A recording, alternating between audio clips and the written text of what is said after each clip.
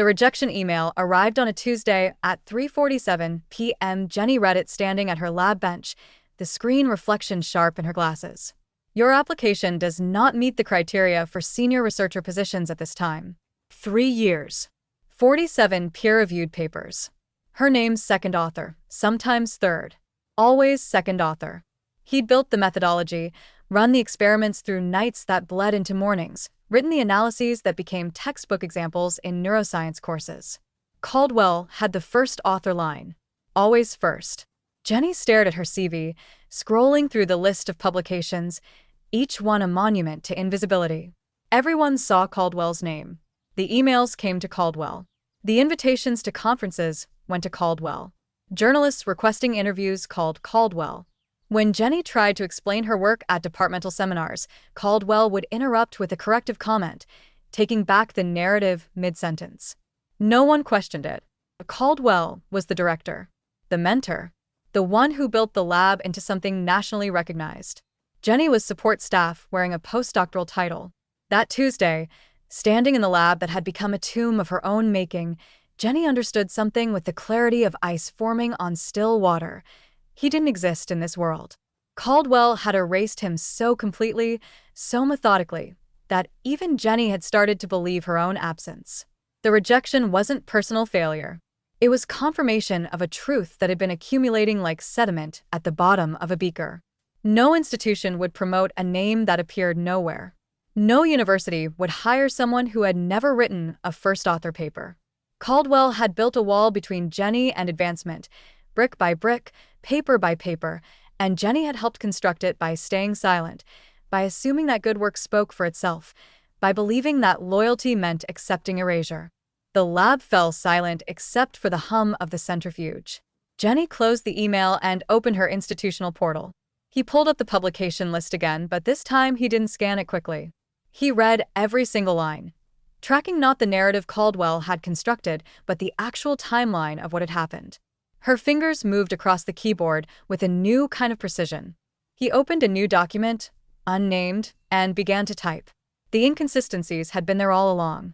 Jenny saw them now with the focus of someone whose survival depended on seeing clearly.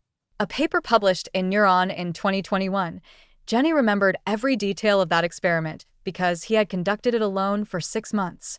The methodology was her redesign, a correction to Caldwell's original protocol that had produced inconsistent results. But the data timeline in the published paper didn't match her lab notebooks. The paper claimed completion in August. Jenny's handwritten notes, dated and signed, showed September. He'd taken a week off in between to visit her sister after her surgery.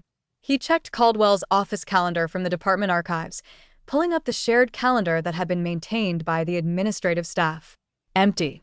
No notation. No indication of who performed the work during that contested week. The implication was clear.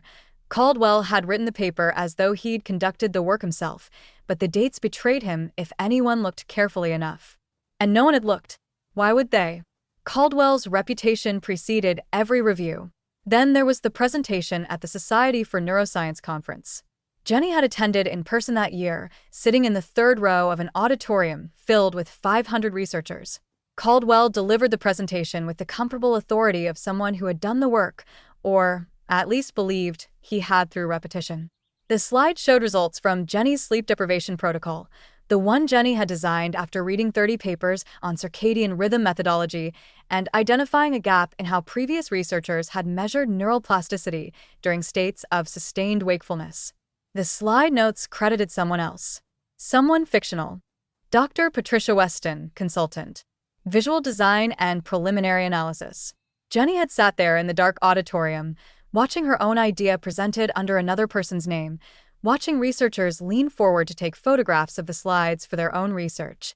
When Jenny checked the original file in the shared drive later that night, the metadata told its own story. The date modified was 3 days after Caldwell had presented it. The original author line had been erased and replaced with Weston's name. Except Patricia Weston didn't exist. Jenny had searched. No publications under that name, no affiliated institution, no person who matched the profile. Caldwell had created a false persona to disguise the fact that the work was Jenny's, creating a buffer between the truth and himself. Jenny didn't confront him.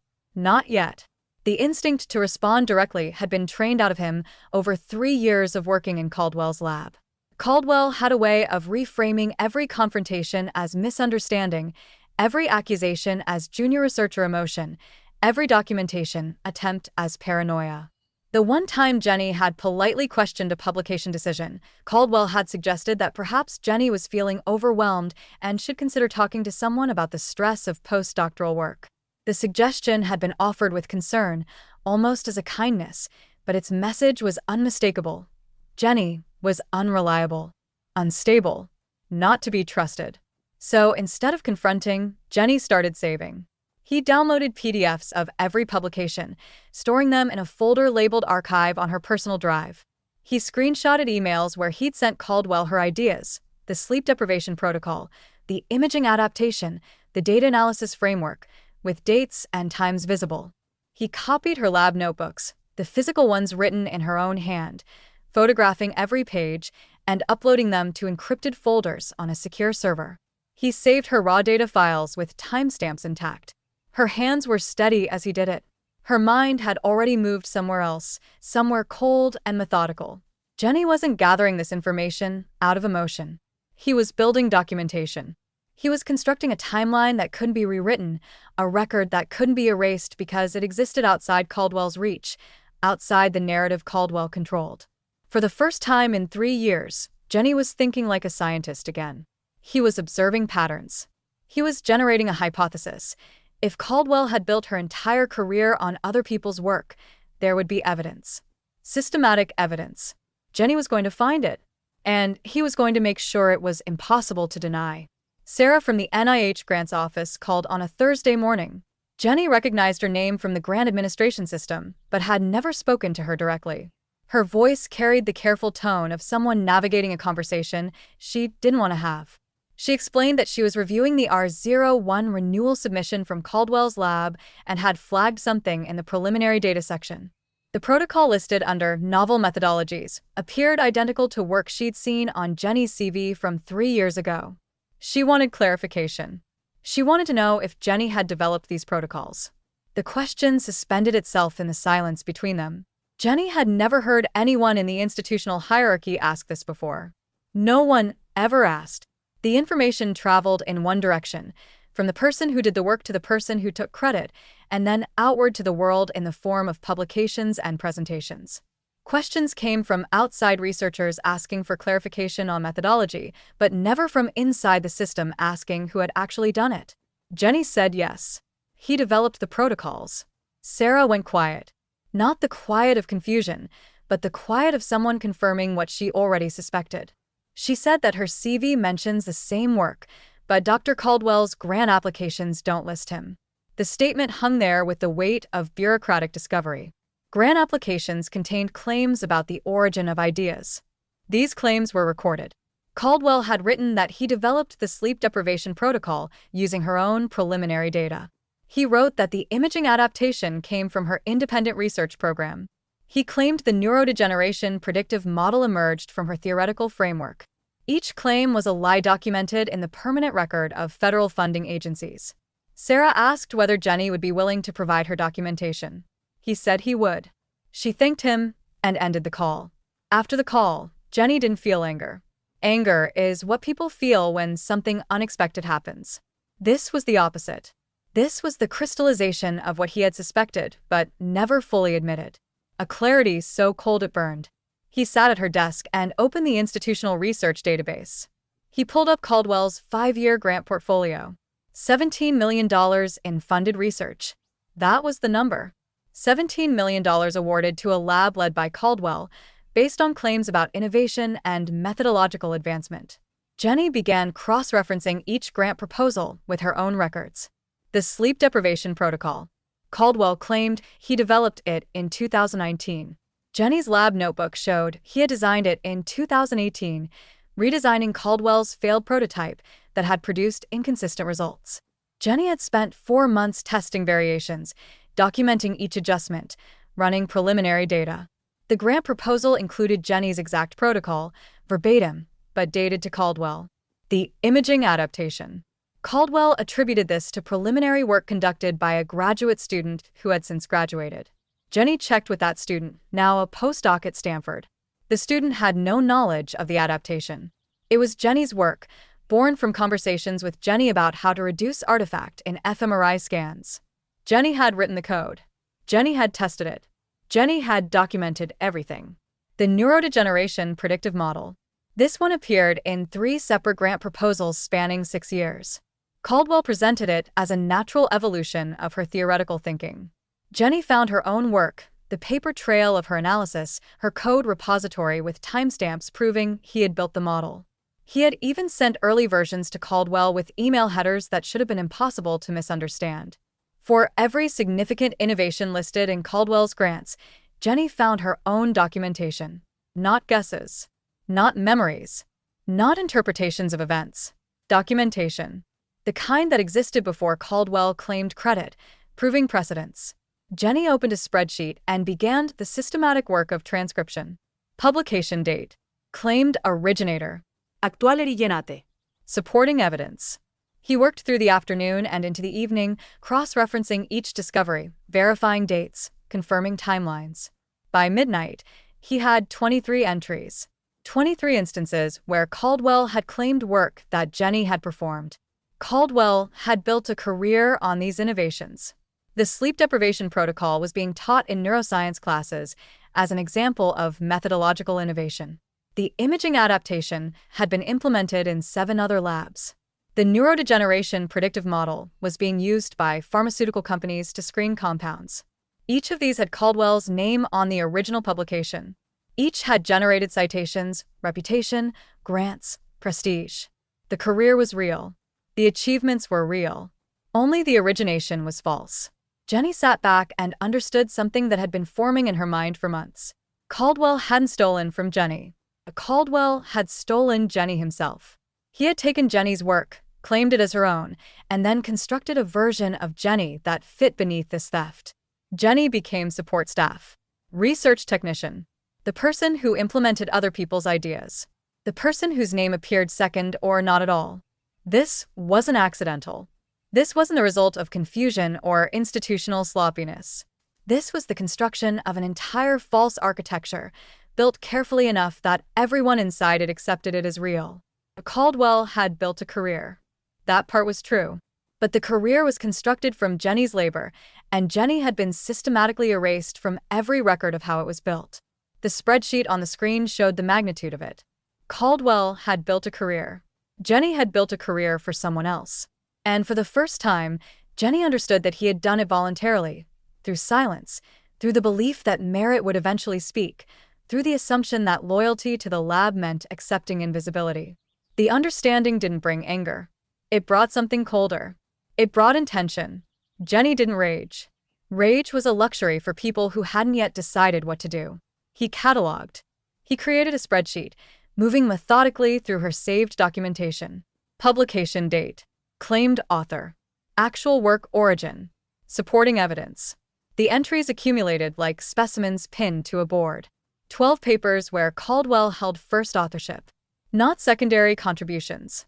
First authorship, which meant claiming conceptualization, methodology design, interpretation of findings.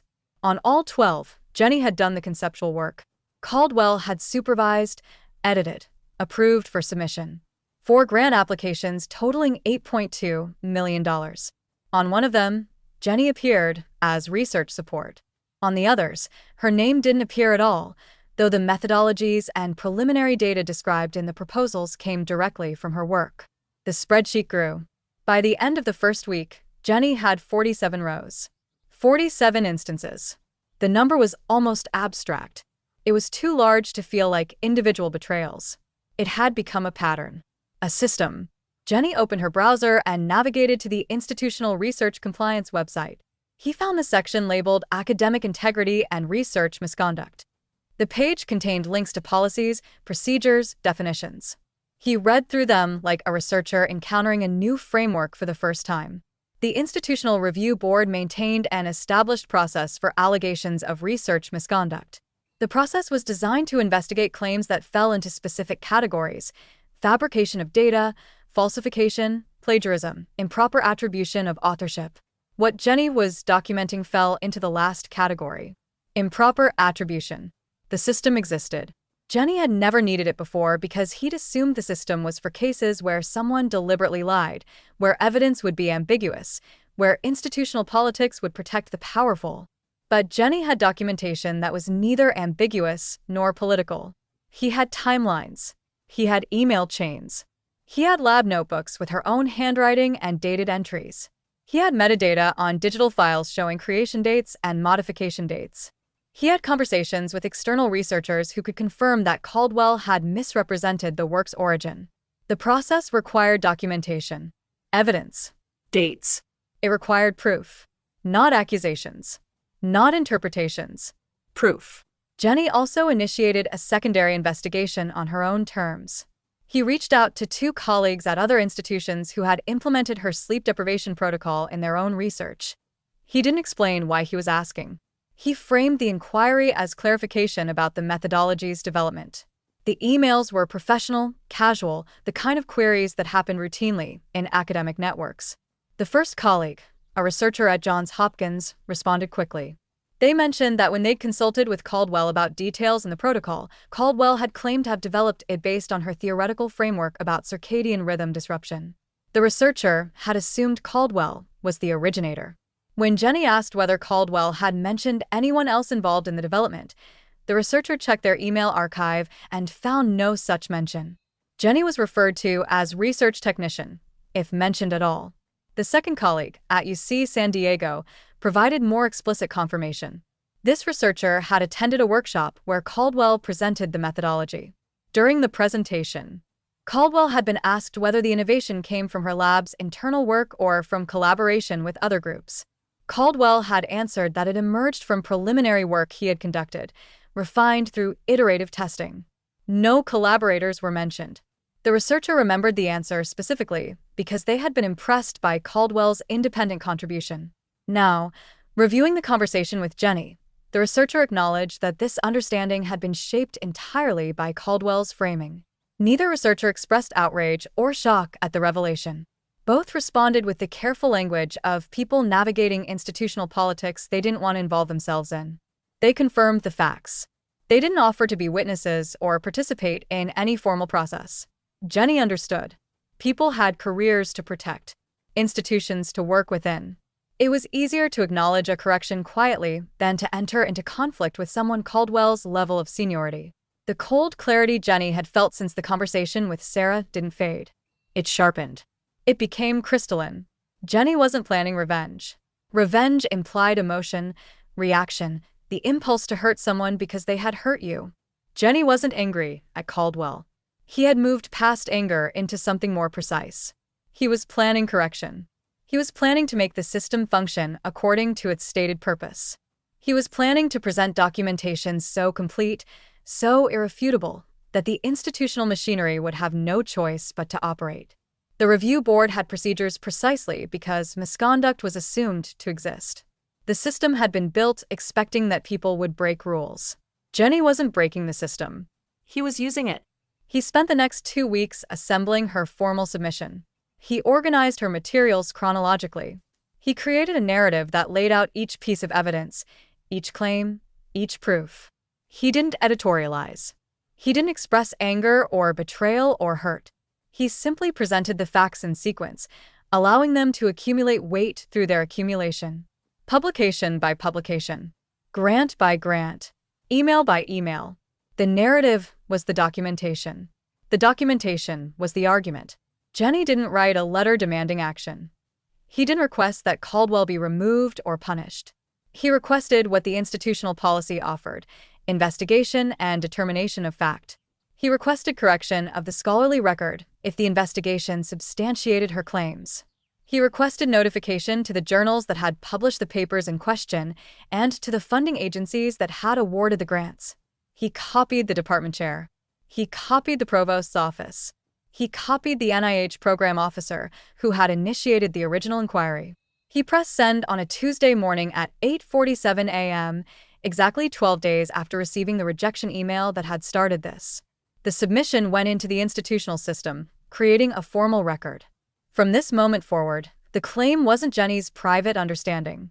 It was now an official allegation within the institutional machinery. Caldwell would be notified. An investigation would be assigned. The process would unfold according to procedures that existed independent of Jenny's will or involvement. The system would work or it wouldn't. But it would work because Jenny had forced it to work by giving it no choice. The documentation was too complete. The evidence was too clear. The pattern was too obvious to dismiss as misunderstanding. Jenny closed her laptop and looked around her lab bench. The same bench where he'd worked for 3 years. The same space where he'd conducted the experiments, designed the protocols, written the analyses that had now become evidence. For the first time since receiving the rejection email, Jenny felt something shift inside him. Not resolution. The situation was far from resolved. Not victory. Caldwell hadn't yet faced consequences, and Jenny didn't know what consequences even looked like in this context. But something had shifted. Jenny had moved from the position of someone accepting erasure to the position of someone correcting the record. The transformation was internal, but it was complete. He stood up from her desk and walked to the lab window. Outside, the campus was ordinary. People walked between buildings. The world continued functioning according to its logic. But inside this small space, Jenny had stopped accepting the narrative that had been constructed around him. He had become the narrator. And the story he was telling was finally the true one. Jenny submitted her formal documentation to the Institutional Review Board on Thursday morning. The submission was technically simple, a PDF document with supporting attachments, uploaded through the compliance portal. The act itself required no drama. He had spent 2 weeks preparing. 2 weeks of organization, verification, cross-checking. 2 weeks of ensuring that every claim had evidence, every assertion had proof. The submission contained everything the system demanded. Lab notebooks with dated entries in her handwriting.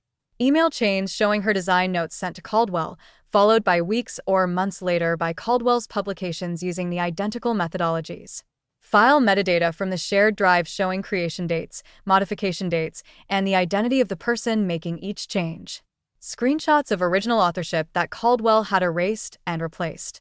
Correspondence with Sarah from the NIH, confirming her initial inquiry about authorship attribution.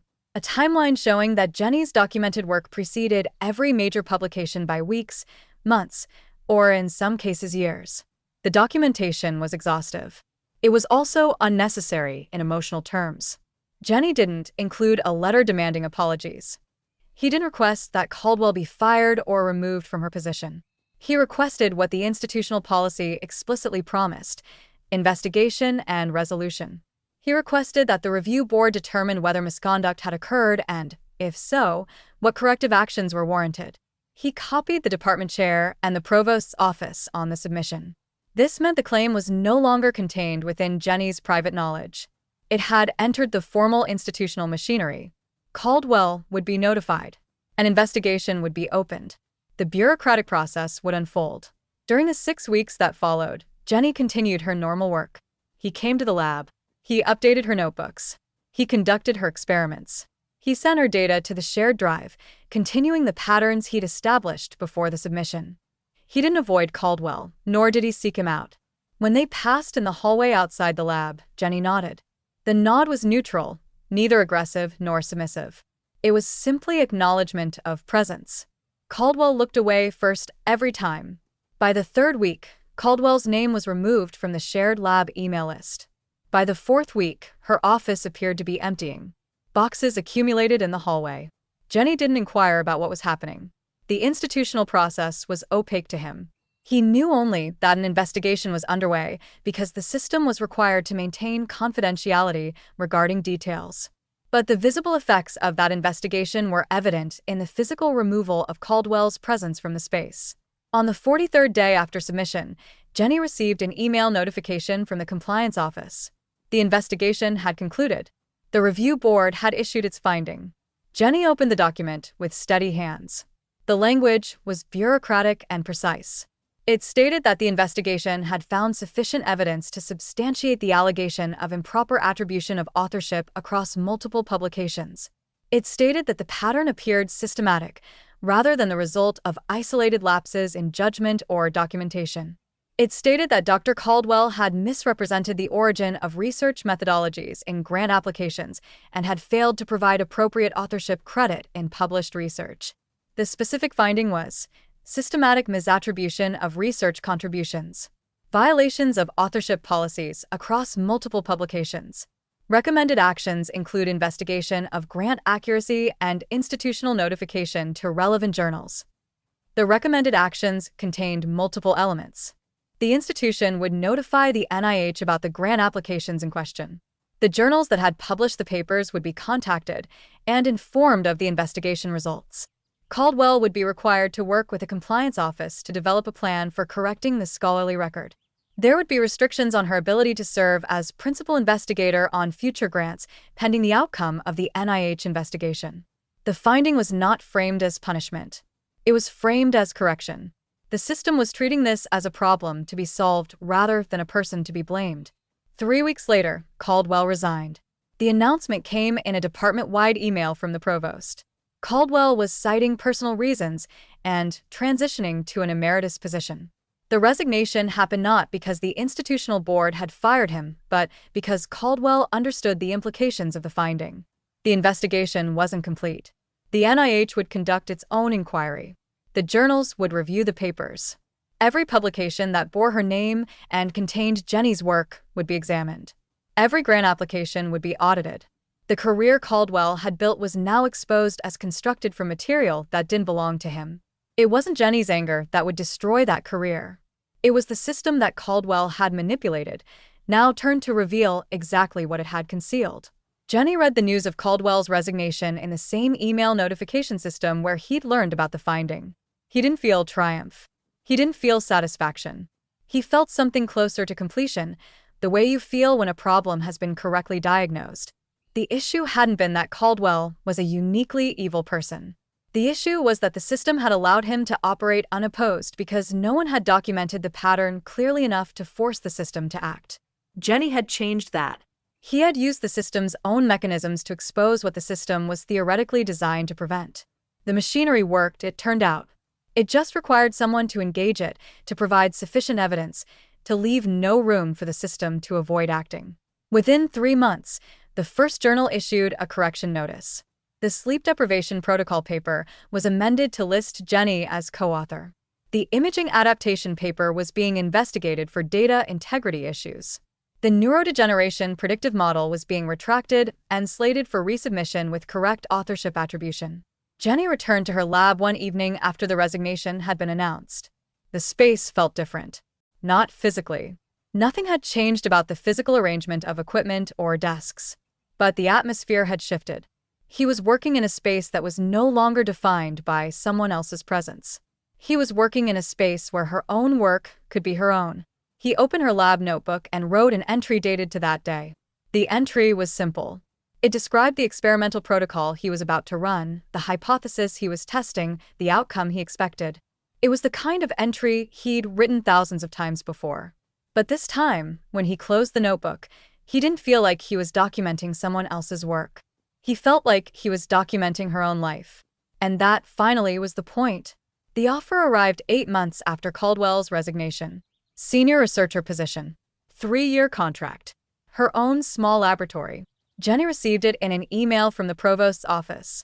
The position had been created as part of the institutional response to the misconduct findings. The university was making a statement about correcting the record. Jenny was the beneficiary of that statement, but it wasn't charity. The documentation he'd compiled and the investigation it triggered had made clear that the institution had been complicit in ignoring what was happening. They were correcting that complicity by creating space for him. When Jenny opened the email, he read the offer completely. The salary, the benefits, the details of what the position entailed. Then he filed it. He didn't celebrate. He had already moved forward in her thinking. The position was simply the external acknowledgement of what had already happened internally. He had already decided that he was going to keep working, with or without institutional recognition. He published under her own name now. Not revised versions of Caldwell's papers.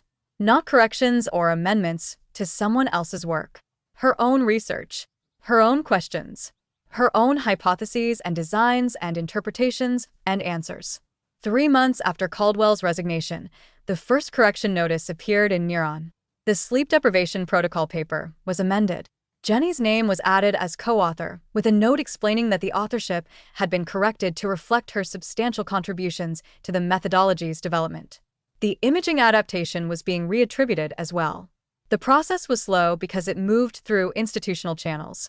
Each journal had its own procedures. Each had to consult with the Institutional Review Board. Each had to verify the findings before publishing correction notices. But they were moving. The scholarly record was being corrected, inch by inch, publication by publication. It didn't feel like victory. Victory implies that someone else lost and Jenny won. That wasn't what was happening. The work was being correctly attributed. That was all. It felt like correction. Like finally being visible in the record of what had actually occurred. 6 months after taking the position, Jenny attended a conference. A researcher approached him during a poster session. The researcher mentioned casually that she'd recently seen Caldwell's name in a consulting capacity at a biotech startup. Jenny nodded. He didn't ask which startup. He didn't ask what kind of consulting. He didn't care. Caldwell had left the institution and was moving through other sectors of the research world. The resignation didn't mean the end of Caldwell's ability to work or publish or contribute to science. It meant the end of her authority within the academic hierarchy. That authority had been built on claimed innovations that weren't his. Without that authority, without the first author publications and the grants and the lab, Caldwell was just another person with expertise offering services. That was justice enough. Caldwell hadn't destroyed himself because of Jenny's anger. Jenny wasn't angry anymore, hadn't been since the initial shock wore off. Caldwell had destroyed himself by being exactly who he was. He had built a career on other people's work. The system had caught him, not because Jenny had forced it, but because Jenny had forced the system to do what it was supposed to do. Caldwell had constructed the conditions of her own exposure. Jenny's mother called one evening. She asked if he was okay, if the entire situation had hurt him. Jenny considered the question carefully. He told her it had hurt. Not because of Caldwell specifically, but because of what the situation revealed about Jenny himself. He said he hadn't seen it coming. He'd trusted that work spoke for itself.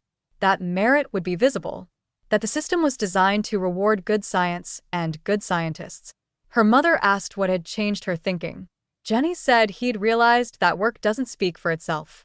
Work gets presented by people with authority. Merit is recognized by people with power to recognize it. The system doesn't reward scientists who do good work silently. It rewards scientists who claim their work loudly and clearly and document it in ways that can't be ignored. He had spent 3 years doing good work silently. He wouldn't do that again. Her mother asked what he would do differently. Jenny said he would keep better track of himself.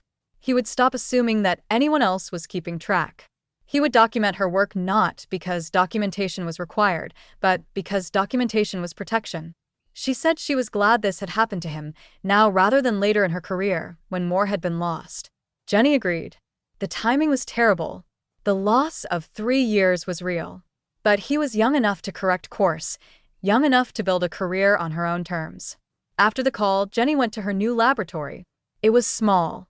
Nothing like Caldwell's enormous facility with its multiple workstations and equipment and team of researchers. This space belonged to Jenny alone. He had begun to populate it with her own research. Her own notebooks filled the shelves. Her own experiments in progress. Her own voice in every design choice and data interpretation and written summary. The laboratory felt less like a place of loss than a place of beginning. He thought of someone who had actually mentored him years ago during her postdoctoral training. That mentor had said something Jenny had absorbed without fully understanding it at the time. Your work doesn't define you, but your character does. Caldwell had forgotten that, or perhaps had never understood it. He'd believed that the work was the point, that accumulating first author publications and grants and citations was the same as building a career of value. Caldwell had been wrong. The work mattered. The publications mattered. The innovation mattered. But it only mattered if it was actually yours. If it was claimed through deception, it was corruption, not accomplishment. Jenny had both the work and the character. He always had. The work was becoming visible now. The character had been what allowed him to respond to the violation of her work with documentation rather than with anger. To use the system rather than destroy it. to correct the record rather than burn it down. He opened her notebook and wrote an entry dated that evening. The entry described an experiment he was about to conduct, the hypothesis he was testing, the methodology he would use, the outcome he expected. It was the kind of entry he'd written hundreds of times before. But this entry felt different. This entry belonged to him. No one would steal it. No one would claim it. This research would be her because he was documenting it completely. He was making sure that when the results came in, when the analysis was complete, when the paper was written, there would be no ambiguity about whose work it was. He closed the notebook and placed it on the shelf beside the others. 23 notebooks now.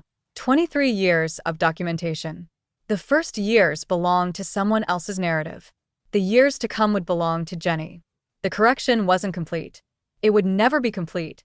The original publications would retain their Caldwell-centered authorship even if correction notices appeared alongside them.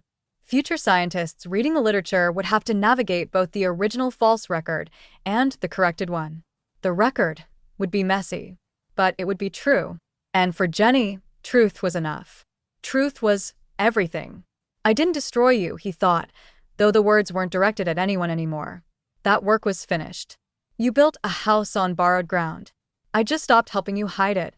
The thought brought something close to peace. Not forgiveness, not healing, but the quiet recognition that he had done what he needed to do. And now he could finally move forward,